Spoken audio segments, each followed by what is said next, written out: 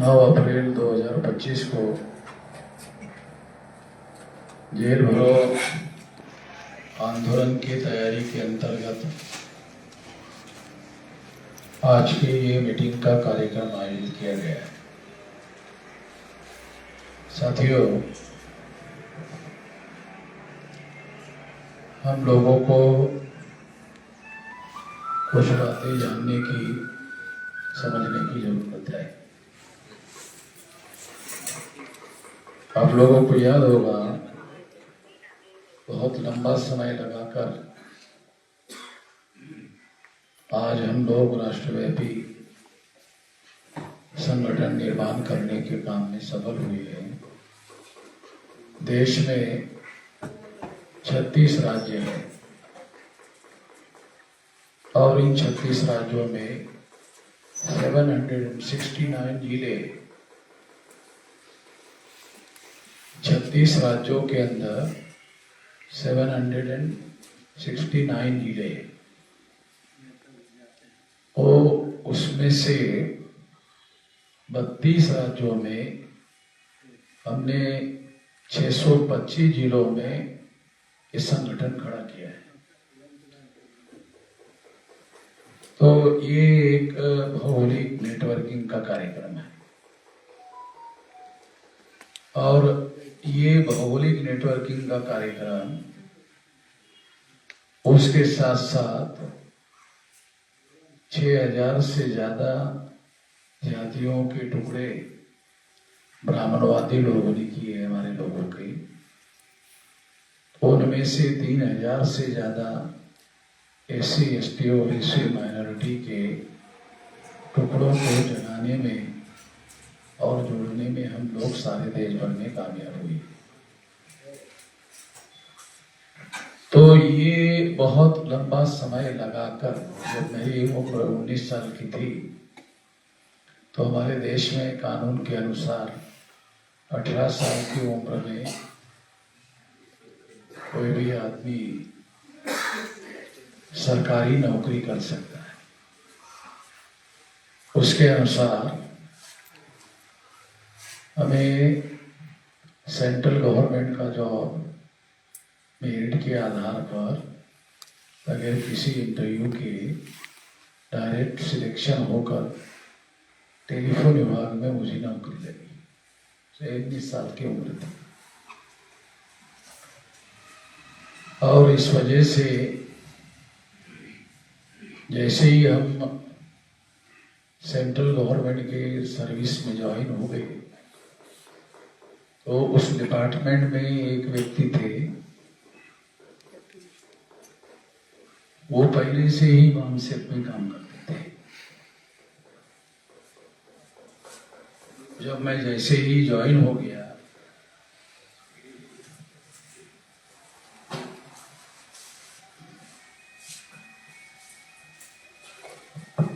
Join होने के बाद में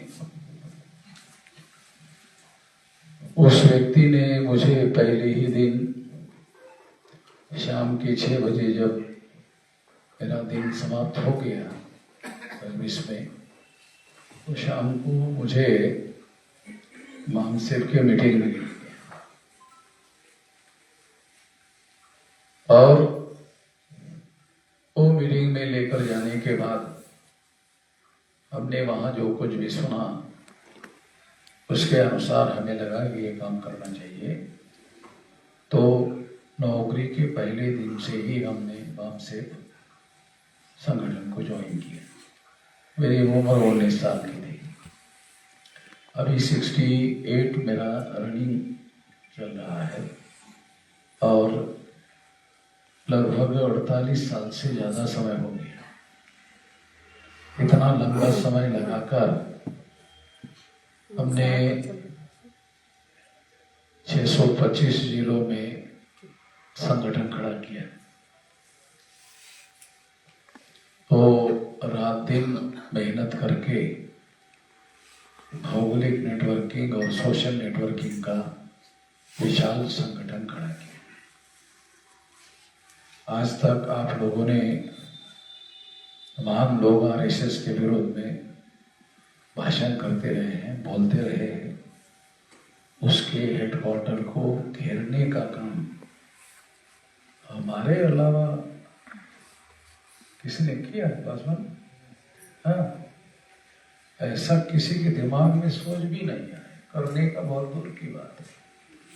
ऐसा नागपुर में जाकर हमने करके दिखाया और ऐसा घोषणा करने की वजह से आरएसएस का सरसंघ चालक मोहन भागवत आरएसएस के हेडक्वार्टर से हमारे आंदोलन के 12 दिन पहले से छोड़ के चला गया। आंदोलन समाप्त होने के बाद ही वापस में आए, पूरा लॉक वाक पूरा लगा करके हेडक्वार्टर को आ गए और हमारे तमाम लोगों ने देखा। तो मैं आपको काल्पनिक बात नहीं बता रहा, ये हमारे लोगों ने 2 बातें देखी। एक, तमाम लोग आरएसएस का जबानी विरोध करते हैं और जैसे बैल जुगाली करता है ना, जुगाली बोलते, क्या बोलते हैं आप? हाँ, हमारे यहाँ जुगाली बोलते हैं। तो पहले से खा लेता है और बाद में फिर उसको चबाते रहता है? उसको जुगाली बोलते हैं जानवर। हमारे यहाँ, आपके यहाँ कुछ और कहते हैं। हाँ, तो उस तरह से ये जितने भी लोग हैं वो लोग जुबानी जुगाली करते रहते हैं आरएसएस के विरोध की, करते कुछ नहीं। मगर हम लोगों ने नागपुर के हेडक्वार्टर में, जो नागपुर में आरएसएस का हेडक्वार्टर है, उसको घेरने का काम किया और तो समझ में आना चाहिए कि इतनी बड़ी संगठित शक्ति अगर हमने निर्माण नहीं की होती तो हमारे लोगों का हौसला इतना बड़ा कैसे हो सकता? तो ये संगठित शक्ति के बल पर ही हमने ऐसा किया। तो मानसिक को बढ़ाने के लिए बहुत लंबा समय लगा, क्योंकि ये पढ़े लिखे लोगों का संगठन है और पढ़े लिखे लोगों को समझाने के लिए बहुत लंबा समय लगता है। उसको जब कहा जाता है तो 10 ही सवाल पूछता है, जवाब दो तो भी संतुष्ट नहीं होता है, अगली बार, दूसरी बार, तीसरी बार, तब जाकर के बहुत लंबा समय लगा करके ये इतना बड़ा विशाल संगठन खड़ा किया गया। तो ये तो मुलाजिमों का संगठन है, कर्मचारी लोगों का संगठन है। इस वजह से ये योजना बनाई गई। अरे मोबाइल पर बोल रहे हैं क्या? सुन लीजिए, सुन लीजिए। तो प्लानिंग बनाकर, योजना बनाकर, ये मुलाजिमों का, कर्मचारी लोगों का संगठन है। तो सिविल सर्विस कंडक्ट रूल की वजह से ये आंदोलन करने के लिए रुकावटें होती है। तो इस वजह से वो लोग आंदोलन नहीं कर पाते हैं। वैचारिक आंदोलन तो कर सकते हैं, आइडियोलॉजिकल बातें तो कर सकते हैं, प्रचार प्रसार तो कर सकते हैं, इसमें कोई रुकावट नहीं है। संविधान के आर्टिकल 19 के तहत संगठन बनाने का, संगठन संचालन करने का, अपनी विचारधारा का प्रचार प्रसार करने का, ये संविधान के आर्टिकल 19 के तहत मौलिक अधिकार है। बाबा साहब अम्बेडकर ने जब संविधान लिखा तो ये ध्यान रखा कि हमारे लोगों को संगठन बनाने का मौलिक अधिकार होना चाहिए, तो वो मौलिक अधिकार बहाल किया है। तो उसके तहत हम लोगों ने वैचारिक रूप से वामसिप संगठन जो है देश भर में बनाया, बढ़ाया। और उसके बाद हमें ऐसा महसूस हुआ कि अब हमें आंदोलन करना चाहिए, फिजिकली हम लोगों को मैदान में उतरना चाहिए। इस बात को ध्यान में रखते हुए दूसरी रणनीति बनाई। अब हम लोग अपने आंदोलन को दूसरे चरण में डाल रहे हैं और उसके तहत बड़े पैमाने पर 2030 तक, अभी हमारी योजना है 2030 तक हर 6 महीने के बाद 6 महीने के बाद हम लोग फिजिकली आंदोलन करेंगे। यानी 5 महीने 29 दिन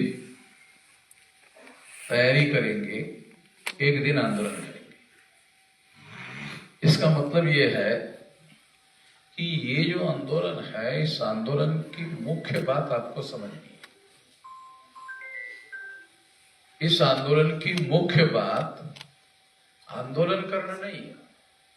आंदोलन कर रहे हैं मगर मुख्य बात आंदोलन करना नहीं है, क्योंकि आंदोलन तो 1 दिन कर रहे हैं और तैयारी 5 महीने 29 दिन कर रहे हैं। इसका मतलब है आंदोलन करना मुख्य बात नहीं। 5 महीने 29 दिन तैयारी करने पर हम लोग लगा रहे हैं। इसका मतलब इसमें सबसे मुख्य बात तैयारी। 1 दिन का आंदोलन है, 5 महीने 29 दिन तैयारी करने का होता है। तैयारी करने से क्या होगा, ये सबसे इंपॉर्टेंट सवाल। ये तैयारी करने से क्या होगा? 6.5 लाख गांव है और 6000 जाति के टुकड़े हैं।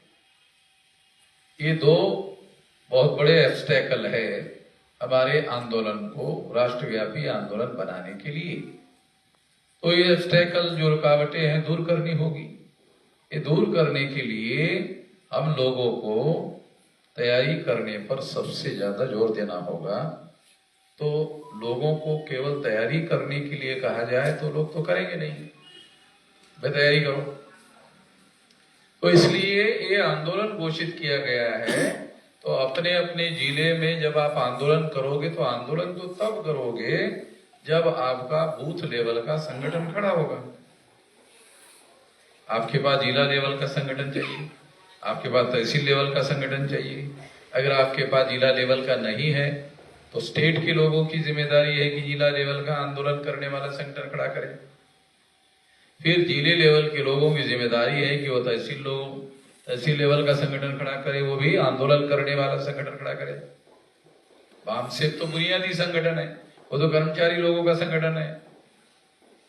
आपको अभी जो कर्मचारी नहीं है, SC ST OBC माइनॉरिटी के जो लोग जो कर्मचारी नहीं है, उन लोगों का आंदोलन करने वाला संगठन खड़ा करना है। तो आपने मान लो आंदोलन खड़ा करने का काम करना है तो तहसील में आंदोलन खड़ा करने का काम करना है। ये 5 महीने 29 दिन में। फिर तहसील के लोगों की मदद से ब्लॉक में, आपके बिहार में ब्लॉक होता है क्या? उसके नीचे न्याय पंचायत भी होता है शायद। ब्लॉक के नीचे न्याय पंचायत होता है, ग्राम पंचायत के बाद न्याय पंचायत होता है। अच्छा, मतलब तालुका के बाद ब्लॉक पंचायत और ब्लॉक पंचायत के बाद ग्राम पंचायत। तो कई राज्यों में न्याय पंचायत भी होता है ब्लॉक के नीचे। शायद उत्तर प्रदेश में या किसी राज्य में मैंने देखा। यूपी में न्याय पंचायत, ब्लॉक पंचायत के नीचे न्याय पंचायत होता है, न्याय पंचायत के नीचे ग्राम पंचायत होता है और ग्राम पंचायत के नीचे ग्राम होता है। कहीं ग्रुप ग्राम पंचायत होता है।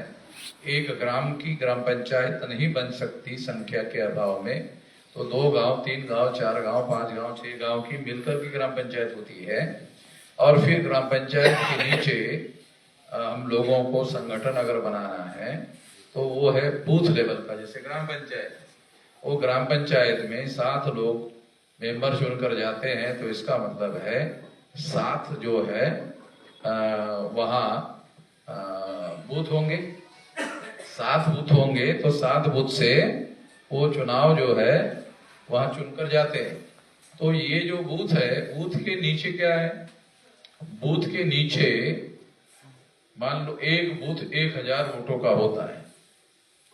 अगर एक बूथ 1000 वोटों का लोकसभा के चुनाव में, विधानसभा के चुनाव में एक बूथ 1000 वोटों का होता है, तो 1000 वोट में वेराइटी वोट होते हैं, शेड्यूल कास्ट के होते हैं, मोस्ट बैकवर्ड शेड्यूल ट्राइब के होते हैं, एक्सट्रीम बैकवर्ड शेड्यूल कास्ट के होते हैं, शेड्यूल ट्राइब के होते हैं, मोस्ट बैकवर्ड शेड्यूल ट्राइब के होते हैं, नॉमिनिक ट्राइब के होते हैं, फिर एमबीसी के होते हैं, फिर ओबीसी के होते हैं, फिर इनसे कन्वर्टेड माइनॉरिटी मुस्लिम, सिख, ईसाई, बुद्धिस्ट, जैन, लिंगायत के होते हैं।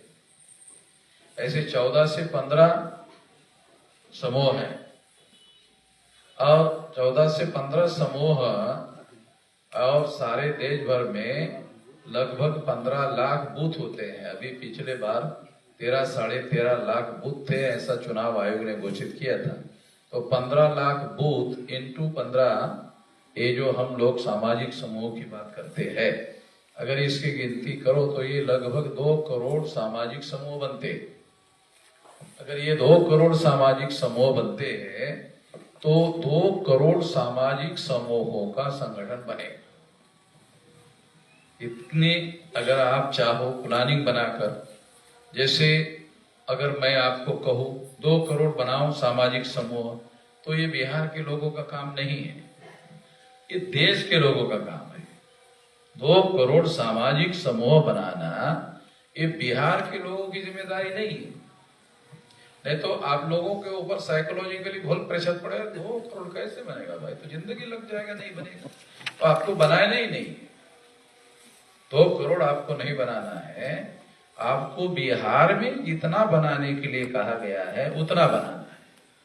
और मान लो बिहार में 40 जिले हैं, 38 जिले हैं, अगर 38 जिले हैं तो वो जितने बूथ बनाने हैं उसको आपको 38 जिलों में डिवाइड करना है। 38 जिलों में डिवाइड करना है तो आपको एक एक जिले में लिमिटेड बूथ आएगा। लोकसभा में जो बूथ है उस हिसाब से उसकी संख्या बनेगी। और अगर आप इस तरह से बूथ लेवल का संगठन खड़ा करते हैं तो इससे क्या होगा, लोकसभा का, फिर विधानसभा का, और इस तरह से बूथ लेवल का संगठन आपका खड़ा होगा। अगर आपने ये बूथ लेवल का संगठन खड़ा कर दिया तो उसके बाद उसके नीचे सामाजिक समूहों का संगठन खड़ा करना है, और इस तरह से आपको इतना करना है। 2 करोड़ में आपको 2 करोड़ नहीं करना है, आपके बिहार के हिस्से में जितना आएगा उतना करना है बिहार के लोगों को। मान लो कि ये बिहार A.K. अम्बेडकर बिहार के प्रदेश अध्यक्ष है, तो A.K. अम्बेडकर की जिम्मेदारी होगी सारे बिहार में बनाने की। मगर आप लोग जो यहाँ बुलाए गए हैं, क्यों बुलाए गए हैं, वो अकेले A.K. अम्बेडकर की जिम्मेदारी नहीं है, आपके जिलों की जिम्मेदारी आपकी है, आपके जिलों में आपकी जिम्मेदारी है। आपको बूथ लेवल का संगठन खड़ा करना है, और फिर आपको अगर कम समय में खड़ा करना है तो कैसे करोगे, तो आपको जिले लेवल के जो कार्यकर्ता है उनको चाहिए कि वो तहसील जो लोग हैं, तहसील के जो लोग हैं, तहसील के लोगों को तहसील में जाकर कमेटी बनाओ। तहसील में कमेटी बनाने के बाद में फिर तहसील के कमेटी के लोगों की जिम्मेदारी होगी कि वो ग्राम पंचायत की कमेटियां बनाए। तो एक तहसील में 150-200 कमेटियां हो सकती है, ज्यादा से ज्यादा 150-200 कमेटियां ग्राम पंचायत हो सकता है। और इसका मतलब है तहसील के कार्यकर्ता को केवल 150-200 ही करना है। सारे बिहार को काम करना है कि अम्बेडकर को मान लो तो कई हजारों में होगा, मगर तहसील में अगर आपको करना है, जिला के लोगों की जिम्मेदारी भी डिस्ट्रीब्यूट होगी तहसील में, तो 150-200 ही बनाना है। और एक कार्यकर्ता तहसील में अगर संकल्प कर लेता है, एक कार्यकर्ता संकल्प कर लेता है तो साल भर में वो बूथ लेवल का संगठन अकेले ही खड़ा कर सकता है, एक कार्यकर्ता कर सकता है। 1800-2000 आता है। तो एक कार्यकर्ता तहसील में चाहे केवल एक ही कार्यकर्ता है, केवल संकल्प करने वाला चाहिए। मैं 32 राज्यों में अकेला ही संगठन बनाया, इतना बड़ा। चुनाव आयोग को घेरने के लिए सारे देश भर के लाखों लोग लेकर गए हम लोग। उसके बाद चुनाव आयोग की परिस्थिति खराब हो गई, चुनाव आयोग पर बहुत ज्यादा भारी दबाव पड़ा। अभी आने वाले समय में चुनाव आयोग का यूज किया जा रहा है। बीजेपी के लोग, कांग्रेस के लोग दोनों चुनाव आयोग का यूज कर रहे हैं और चुनाव आयोग का यूज करके वो ईवीएम मशीन के माध्यम से ये सारी गड़बड़ियां कर रहे हैं। मैंने ही सुप्रीम कोर्ट में जाकर चुनाव आयोग को ये पेपर ट्रेल मशीन लगाया। पेपर ट्रेल मशीन लगाने के द्वारा क्या होता है, पहले तो आप वोट डालते थे ईवीएम मशीन में तो दिखाई भी नहीं देता था, मगर मैं सुप्रीम कोर्ट में गया और ये पेपर ट्रेल मशीन लगवाया। वो पेपर ट्रेल मशीन लगाने से क्या हुआ कि आपने जिसको बटन दबाया वो स्टैम्प पेपर लगा हुआ आपको आंखों से दिखाई देता है कि हाँ यहाँ पर हमने लगा हुआ है। मगर टेक्नोलॉजी की बात, टेक्नोलॉजी में वो चांद पर आदमी जाता है तो वहां से टेलीफोन पर बात हो जाती है। टेक्नोलॉजी को ऐसा कहा जा सकता है कि टेक्नोलॉजी ने भगवान का काम अपने हाथ में ले लिया है। पहले जो भगवान करता था, सारे लोग हैं, तमाम लोग भगवान क्यों, जो काम हम नहीं कर सकते होते ये भगवान का काम है।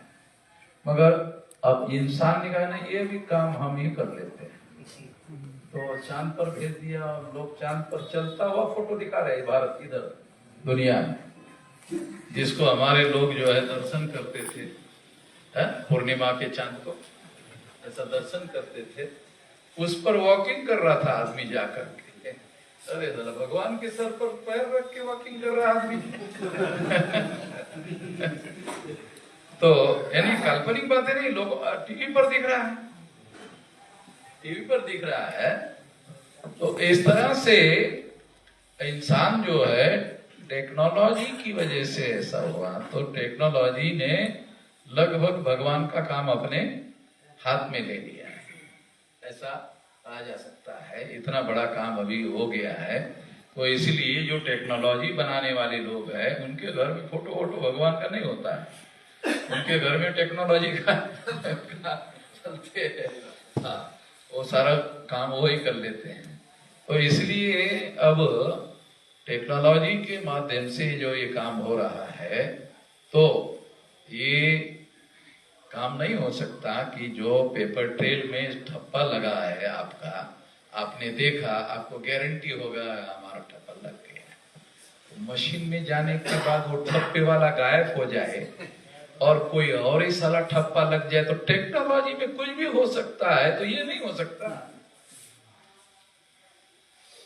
टेक्नोलॉजी है ना, जब आपका ठप्पा लगाया हुआ आपको आंखों से दिखाई दे रहा है या दिखाया जा रहा है, वो मशीन के अंदर जाने के बाद वो कहीं और ठप्पा लगा रहा है। मशीन तो ऐसे भी बनाई जा सकती है कि जो अंदर जाने के बाद वो कहीं और ठप्पा लगा दे, और ठप्पा लगाने के बाद जो और ठप्पा लगा हुआ जो वोट है वो काउंटिंग के लिए रेडी रहे, बाकी आपने जो डाला हुआ उधर ही रहे, शांत रहे, भाई तुम सोते रहो, और जो दूसरा ठप्पा लगाया है वो काउंटिंग के लिए आ जाए। टेक्नोलॉजी है, जब ये सारी चीजें कर सकते हैं ये भी कर सकते हैं। जब सारी चीजें कर सकते हैं तो ये क्यों नहीं कर सकते? सारी चीजें मशीन कर रही है तो ये भी कर सकती है, क्यों? टेक्नोलॉजी बनाना है। अच्छा, मशीन के अंदर जाता है, वो तो आंखों से दिख रहा है, आपने वोट डाला, जिस मशीन में जमा हो रहा है उस मशीन के अंदर क्या हो रहा है वो आज तक उस मशीन को खोलकर किसी को भी दिखाया नहीं है। नोट करो, मैं खास बात बता रहा हूं, जिस मशीन में आपका वोट जमा हो रहा है उस मशीन को अभी तक खोलकर नहीं दिखाया गया। उस मशीन को 2 हिस्सों में बांटा हो सकता है, तो एक हिस्सों में हमारा जाके जमा हो रहा है और दूसरे हिस्से में काउंटिंग के लिए दूसरा तैयारी करके पहले से ही ठप्पा मार के रखा हो।